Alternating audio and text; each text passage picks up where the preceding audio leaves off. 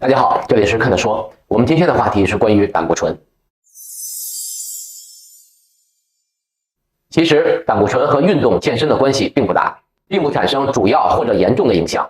由于对胆固醇的认识中，很多人存在着很大的误区，所以我特别来和大家聊聊。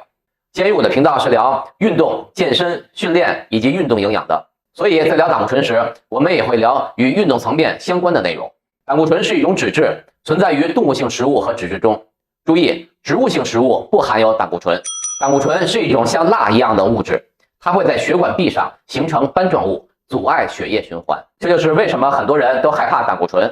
与脂肪不同的是，脂肪可以提供能量，可以被消耗掉，但是胆固醇除非使用药物，不然不会被消耗掉。胆固醇的主要合成部位在肝脏和肠道内，肝脏有自我调节作用，胆固醇多了，肝脏就少生产，少了就多生产。身体内部的胆固醇应该处于平衡状态，所以肝脏负责调节其数量。胆固醇在大多数人的印象中不是什么好东西，其实当我们了解了胆固醇以后，我想我们会更加平和地对待它。人体为什么要不断合成胆固醇呢？从运动和健身的层面来讲，第一个作用，人体性激素的产生由胆固醇演变而来。胆固醇是性激素的重要基础，例如睾酮、雌性激素、皮质醇等等。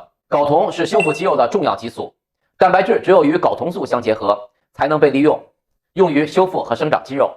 这就意味着胆固醇对于肌肉的生长有辅助作用。皮质醇属于应激激素，它也可以叫做压力激素，它可以提高血糖，增加大脑和身体的利用，增加身体组织的修复能力，预防身体出现更多伤害。例如训练带来的压力就是对身体的一种伤害。当然，皮质醇对于肌肉的生长没有直接作用，甚至有阻碍作用。这个问题我们会在以后的话题中仔细讲解。第二个用处，胆固醇是身体细胞膜的构成材料。细胞膜的完整性和流动性对于健康的身体来说非常重要。例如，细胞膜流动性越好，人就越年轻；细胞膜流动性变弱，人的身体就趋于衰老。胆固醇同时还是细胞稳定性和流动性的重要物质，所以对于肌肉的更新和生长，胆固醇起着重要的作用。胆固醇有好坏之分，低密度脂蛋白就是坏的，它会滞留在血管和内脏器官壁上；高密度脂蛋白就是好的，它可以将血管和内脏器官壁上的脂质代谢下来。如果体内高密度脂蛋白含量高，那么低密度脂蛋白就容易被代谢掉。同时，胆固醇有利于脂肪酸的转运和吸收，请注意这一点。身体内部的脂质，尤其是内脏器官的脂质，想要代谢出体外，要通过其他脂质来完成。胆固醇是胆汁的一部分，胆汁的作用就是消化吸收脂肪。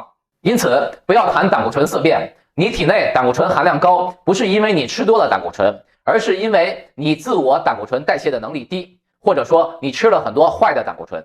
例如，很多人都不敢吃蛋黄，一个蛋黄大约含有300毫克的胆固醇，但是很多健康推荐标准是每天摄取250毫克的胆固醇，好像一个蛋黄就能毁掉你的一天。要知道，在一个蛋黄中含有150毫克的高密度脂蛋白，以及150毫克的低密度脂蛋白，也就是好坏胆固醇各一半。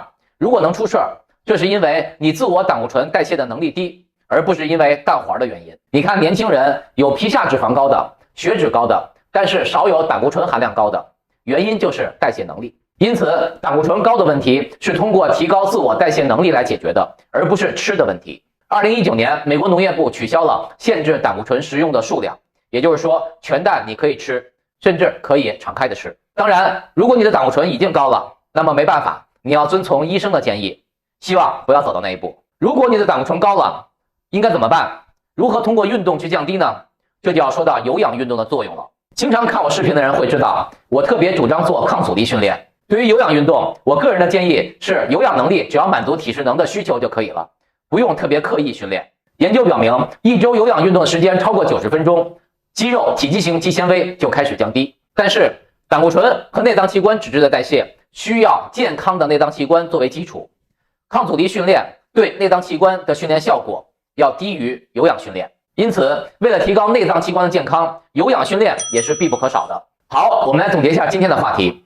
胆固醇是脂质的一种，它的形态有点像蜡，它会在血管壁上形成斑状物，阻碍血液的循环。胆固醇在肝脏和肠道内合成，由肝脏调节体内胆固醇的含量，而不是靠食物的摄取来调节。也就是说，一个人胆固醇高，并不一定是胆固醇吃得多，而是体内代谢胆固醇的能力出现了问题。就算把胆固醇摄取量降低，你的肝脏就会多合成胆固醇。胆固醇是可以给我们身体造成一些麻烦，但是胆固醇的作用也是十分重要的。第一，人体性激素是由胆固醇演变而来的，没有性激素，别说更高的运动表现和体型，就连健康也难以维持。第二，胆固醇是身体细胞膜的构成材料，细胞膜的健康决定了身体的健康以及衰老的问题。第三，身体脂质的代谢需要胆固醇参与分解。第四，胆固醇分为低密度脂蛋白和高密度脂蛋白两种，低密度脂蛋白是坏的胆固醇，高密度脂蛋白是好的胆固醇。最后，如果你的胆固醇高，一方面要遵医嘱，另外一方面可以通过科学的有氧运动得到改善。